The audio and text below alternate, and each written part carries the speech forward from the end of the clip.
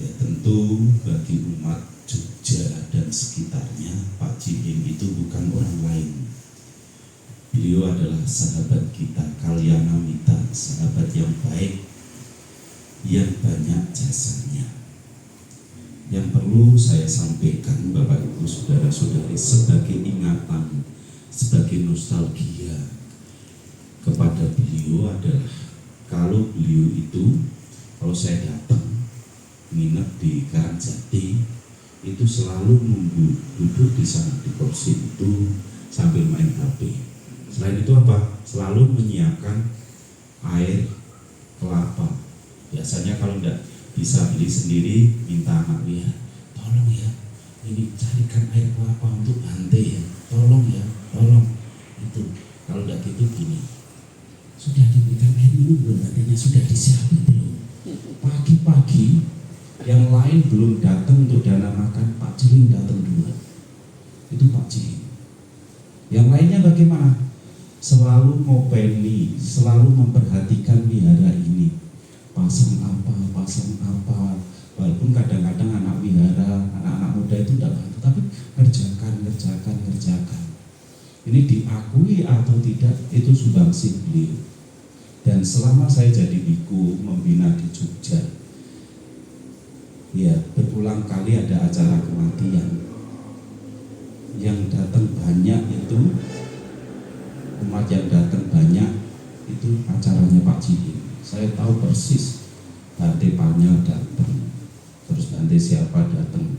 Saya hari ke-7 datang dan pas lalu juga datang.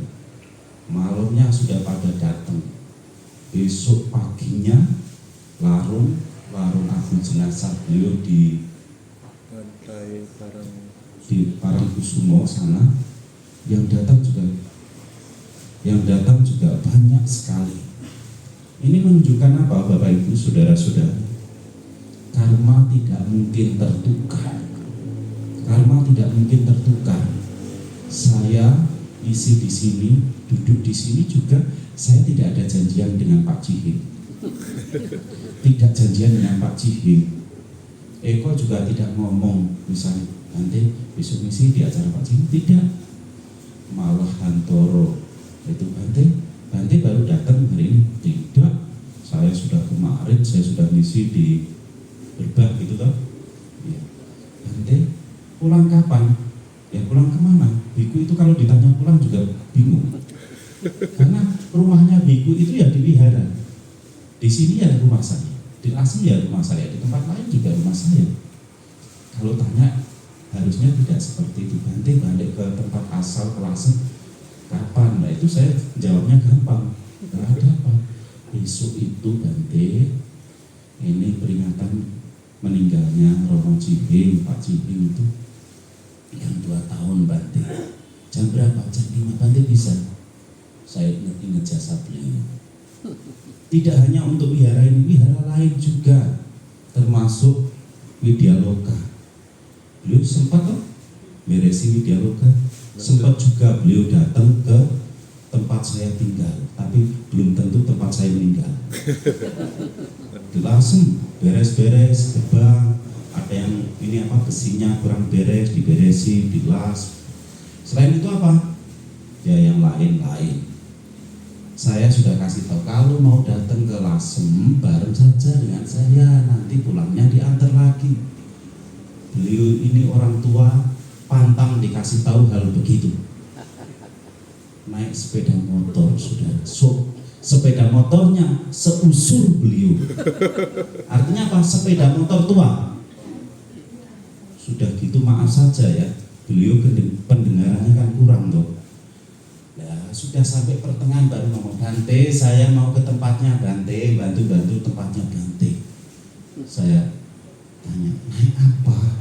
Naik sepeda Bante. Aduh, wong tua numpak sepeda, naik sepeda motor dari Karangjati sampai Lasem secepat-cepatnya 5 jam 6 jam.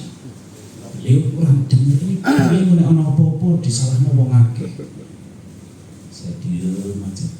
Doanya cuma begini, selamat begitu.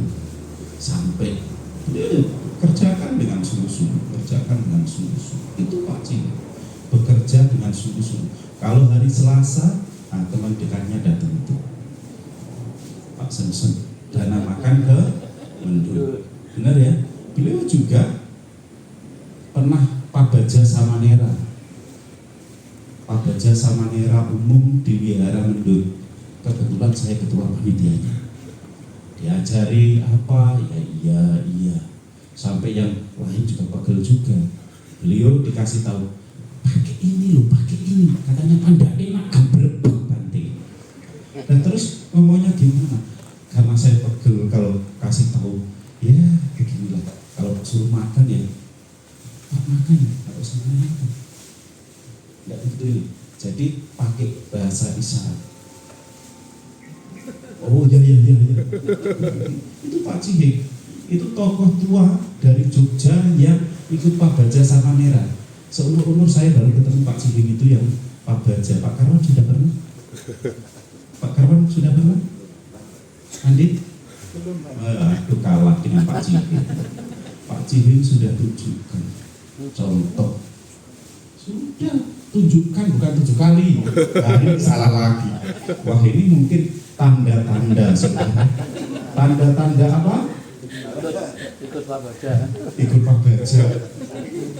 Ini kalau saya ngomong didengarkan dulu, jangan merasa tanda ngomong apa tahu. Kok malah saya berarti bukan tanda-tanda ikut Pak Baja. Itu mikirnya tadi tanda-tanda mau nyusul Pak Cihing. Beliau juga pernah bareng-bareng ke Thailand ya tahun 2012 dengan saya, dengan Pak Karwan, dengan Pak Fonda, dengan beberapa umat dari Jakarta. Nah, saya masih ingat sekali beliau dengan percaya diri di Thailand itu. Tadi saya sudah ngomong dengan Pak Fonda, ngomong sama orang Thailand, awalnya bahasa Inggris sepatah dua patah kata, terus lama-lama ngomong begini, bisa pakai bahasa Mandarin. Orang Thailand nggak ngerti. Saya sudah ini bukan di Jawa, bukan di sana, bahasanya bahasa Thailand. Oh itu ya. Tidak ada yang bisa, susah bahasa Mandarin di sini. Bahasa Thailand lebih susah lagi. Datang dia berjuang.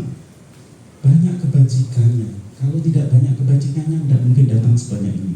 Yang datang tidak kurang dari 30. Kalau tidak percaya silakan hitung sendiri. Silakan hitung sendiri. Benar-benar beliau itu kebajikannya banyak. Nah, pada saat acara Awamanggala, Bapak Ibu, saudara-saudari, ada hal-hal yang perlu kita ingat, hal-hal yang kita sering harus renungkan. Melihat contoh dari Pak Cihing. Ada 3 utusan agung dan teman-temannya. Yang pertama adalah kita semua akan mengalami usia tua. Semuanya akan mengalami usia tua. Tidak peduli Anda siapa, dari mana, mempunyai materi berapa banyak. Semuanya mengalami usia tua. Mengapa mengalami usia tua? Karena sudah mau dilahirkan. Jadi kalau kita yang muda-muda, saya kan masih muda, lebih muda saya daripada Andi. Itu apa?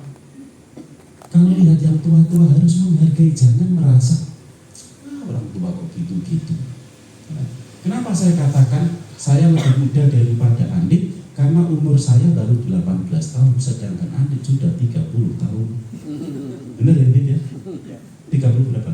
35. Oh, malah lebih tua lagi. Ya memang begitu loh. Kita akan mengalami usia tua. Kalau beliau datang di situ, oh nanti dengar itu kasih ceramah ya. Ya, kurang 2 tahun berapa? 20. Iya, 20 ya. Iya, itu bagaimana? Kalau beliau dengar, beliau datang ke sini, teman-temanku datang banyak. Oh, saya sudah tua, jadi contoh yang muda-muda juga datang.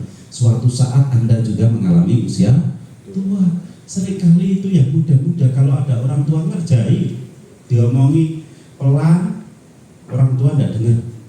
Mbah atau bapak ini kok Sudorungon. Tahu Sudorungon ya? Kurang mendengar. ini diomongin ini, tidak ngerti lagi, tidak ngerti. Kita melihat orang tua mobilitasnya semakin berkurang, daya tahan tubuhnya juga semakin berkurang. Itu harus kita lihat sebagai utusan agung yang pertama. Yang kedua, kita akan ketemu utusan agung yang kedua. Kalau sudah tua, teman paling dekat adalah rasa sakit. Siapa yang tidak pernah sakit? Bapak-bapak pernah sakit?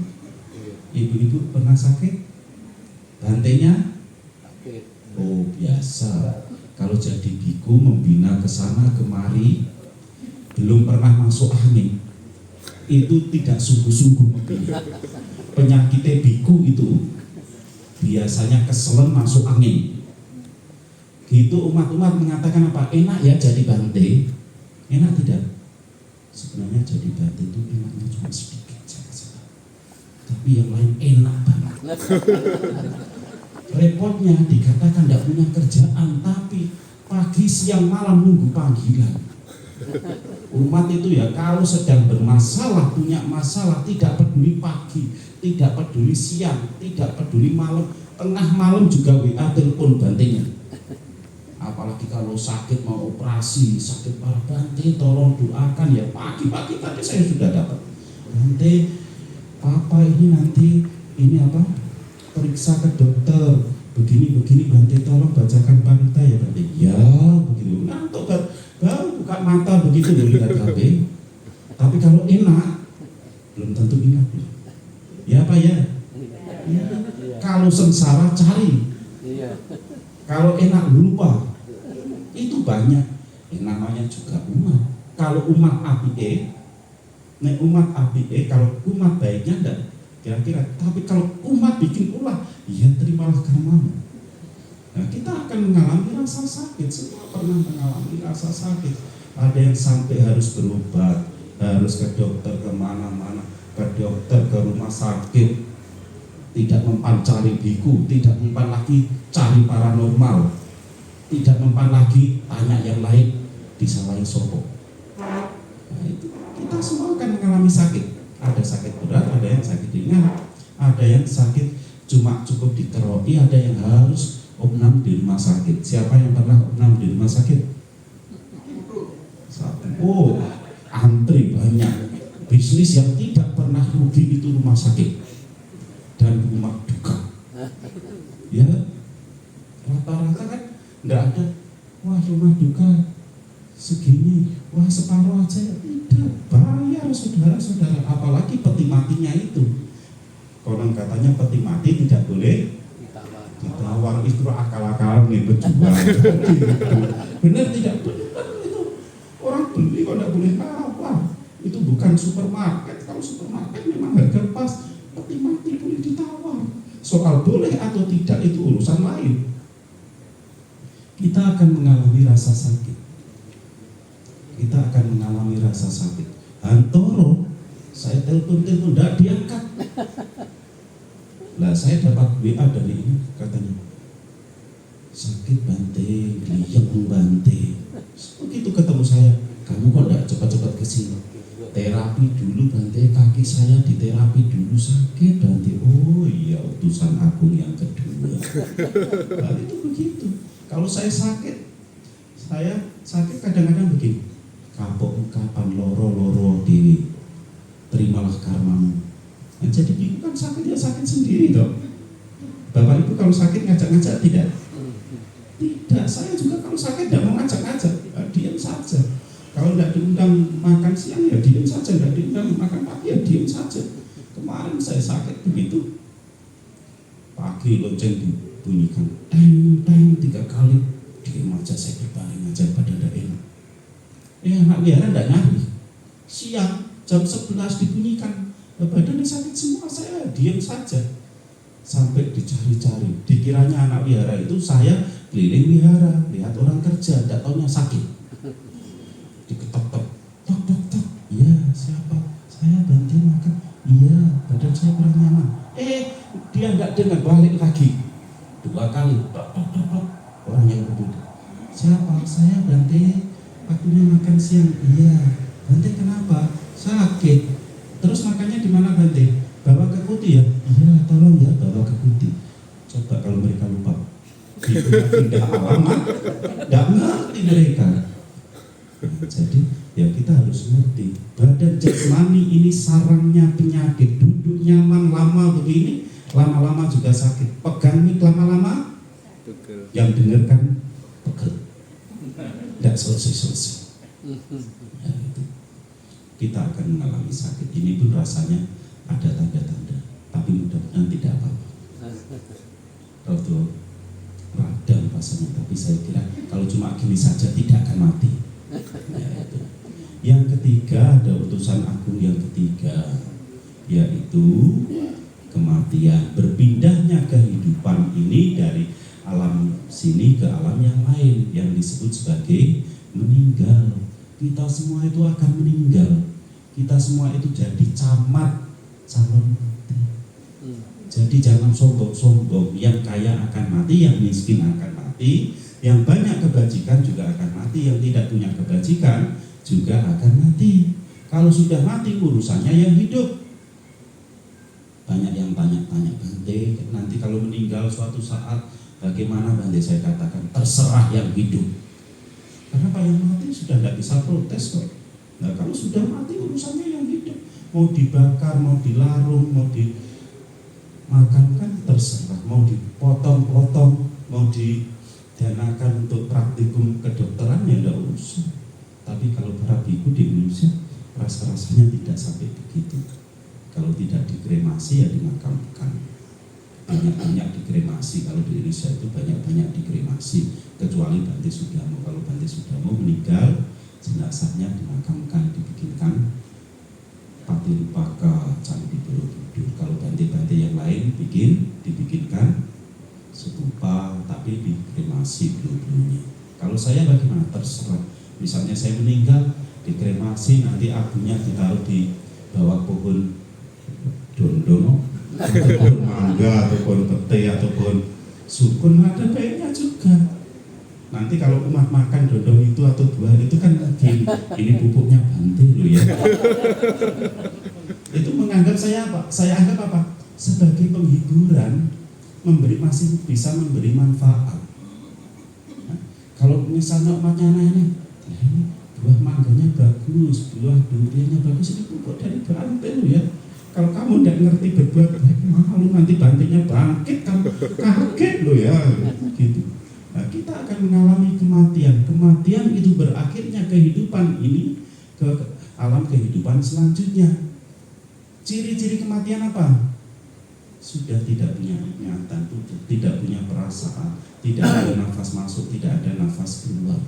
Nah, kalau sudah begitu bagaimana? Apa yang diperlukan? Tentu menghadapi kematian kita perlu bekal. Menghadapi usia tua, sakit, mati itu kita punya bekal, harus punya bekal. Bekalnya apa? Kebajikan. Kalau kita ingin, kalau meninggal, yang datang banyak, yang rakyat banyak. Kalau ada orang meninggal itu baca parita ikut melayat. Jogja ini kan sedikit yang datang kalau ada acara kematian, yang datang sedikit. Waktu hidupnya tidak pernah kelihara, begitu meninggal cari pelihara keluarganya minta dibacakan parita. Udah lumayan ramai Bante. Udah lumayan ramai. Ya lumayan ramai. 10 orang Bante. 10 orang ya. Coba kalau yang datang 20-30 orang kan kelihatan. Saya sendiri kadang-kadang diundang baca parita di rumah duka. Terus yang datang cuma sedikit itu gini. Aduh, kok cuma sedikit, apalagi keluarganya berbeda keyakinan. Kita baca parita, kita doa, anak-anaknya ramai di sana. Sakitnya tuh di sini sudah. Wajar kok kita belum mencapai kesucian, wajar tidak nyaman ya, Romohantoro ya. Itu sering kali. Malah kadang-kadang Bante dibacakan doa ya orang tua saya biar ada mujizat. Lah kamu aja tidak ada kebaikan, kok punya mujizat apa? Kita lihat orang itu punya kebaikan yang cukup atau tidak pada saat kematian. Yang datang banyak atau sedikit. Kalau kebajikannya banyak, ada saja yang datang banyak. Bahkan tidak kenal pun datang. Kalau tidak punya kebaikan, tetangganya saja jarang yang datang. Malah kalau jahat, syukur si A itu mati, sekarang tidak jahat dengan saya, dia itu isu, kan gitu. Kita harus ingat itu. Kalau ingin panjang umur, lihatlah orang seperti itu, sering layak, ya. Kalau ingin sehat, menolong orang yang sakit, datang menengok. Kalau ingin teman yang banyak, kalau ada pesta datang. Kalau ada pesta datang. Itu saya baru baca beberapa waktu yang lalu itu, kenapa Pak Harto itu kok umurnya panjang. Ternyata beliau punya filosofi begitu. Kalau ada pesta, biar temannya banyak, beliau sering datang, diundang datang. Bahkan Pak Harto itu salah satu presiden yang paling sering jadi saksi nikah, saksi perkawinan. Selain itu apa? Kalau ada orang sakit, ditengok, dibantu, dihibur, walaupun bukan pelawak tapi bisa menghibur, didatangi. Kalau ada yang meninggal, layak. Walaupun tidak kenal, boleh layak. Ada artis saya lihat, saya baca juga, yang kalau ada teman-teman artis meninggal, dia selalu membantu bawa mayatnya itu ke liang kubur, masukkan ke liang kubur, nyulati. Itu dia ingat apa? Besok saya juga akan meninggal. Seperti itu. Jadi kalau ada orang meninggal, ada kesempatan, silakan layak. Kalau di mana? Di rumah duka, ya, PUKY ada, ya Anda datang baca parita. Kalau ada waktu silakan begitu. Ya usah diundang. Kalau acara pesta harus diundang. Kalau acara pesta tidak diundang, nanti namanya tamu tak diundang. Mesti ini siapa.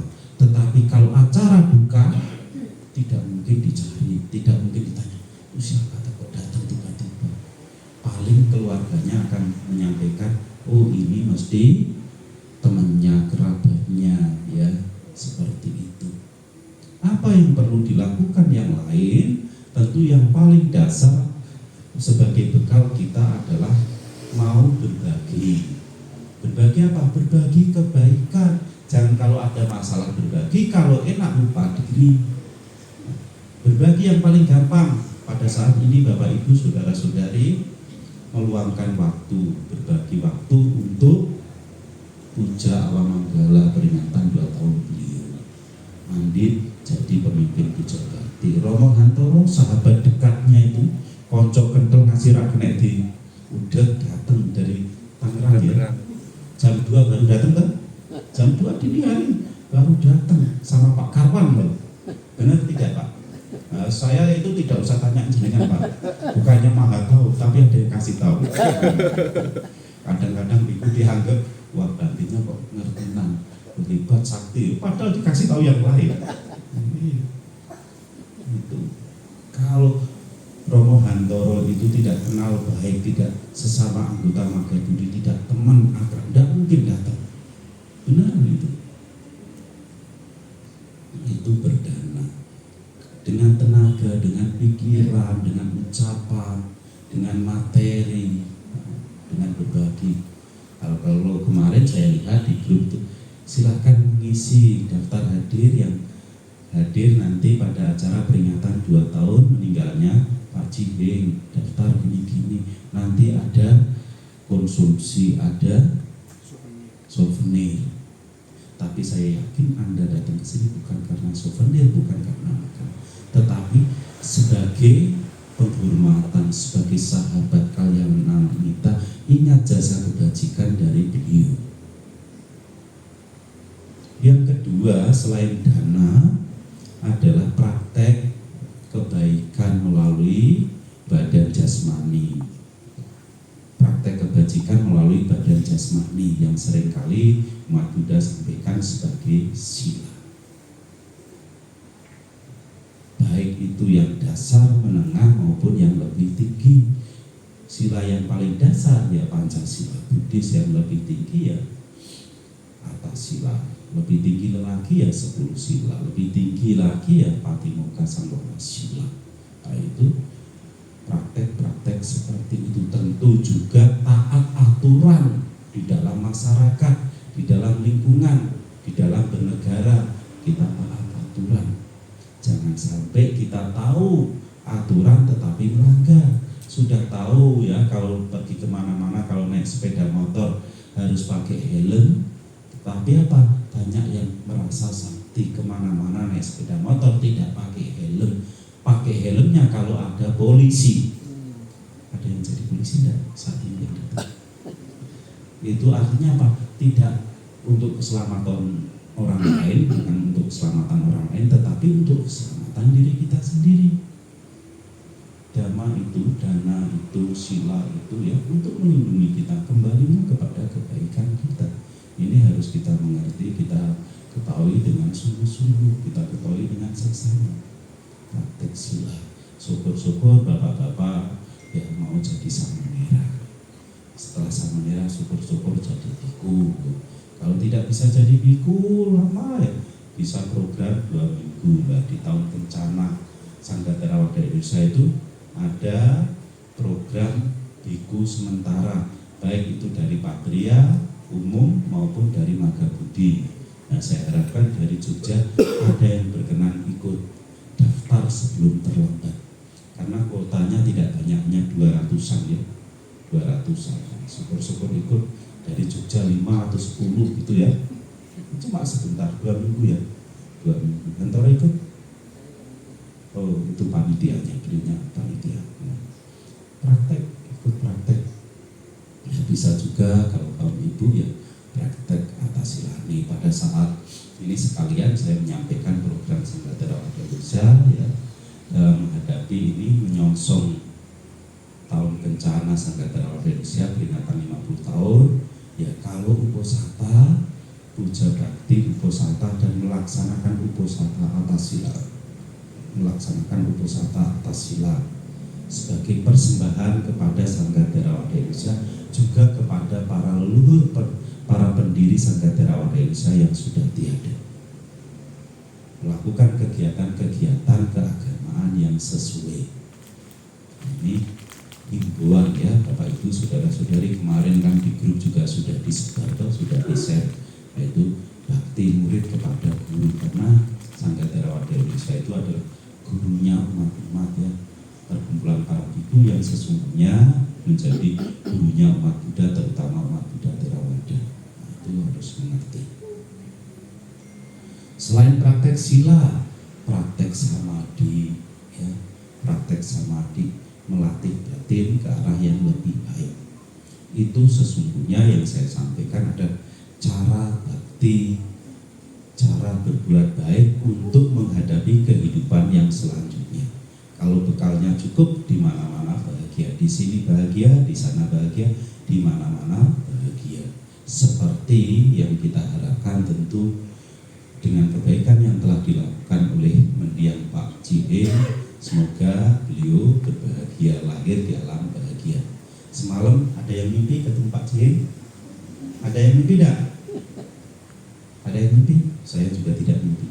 Saya tadi siang ya lihat foto saya 14 tahun yang lalu dengan Pak Cihing pas di Thailand nih Pak ya. Yang kirim siapa? Pak Fonda. Pak Fonda malah punya ini apa? Arsipnya. Saya sudah ada punya. Saya lihat, oh dulu saya segitu dengan Pak ini Pak Cihing, ternyata masih sama gitu. Cuma bedanya Pak Cihing mendahului, saya disuruh teruskan itu terus berjuang. Nah, itu kita ya harus ngerti berjuang dengan baik-baik. Kita meneladani perjuangan Pak Cihing, walaupun sudah tua tetap berjuang. Saya harap Bapak Ibu saudara-saudari selama hayat di kandung badan, selama itu pula kita tetap harus berjuang menjadi lebih baik lagi. Semoga lah dengan kebaikan ini yang terlahir kembali di alam yang bahagia, pada akhirnya mencapai padamnya penderitaan. Sabi sata bawantu sudata. Sadu, sadu.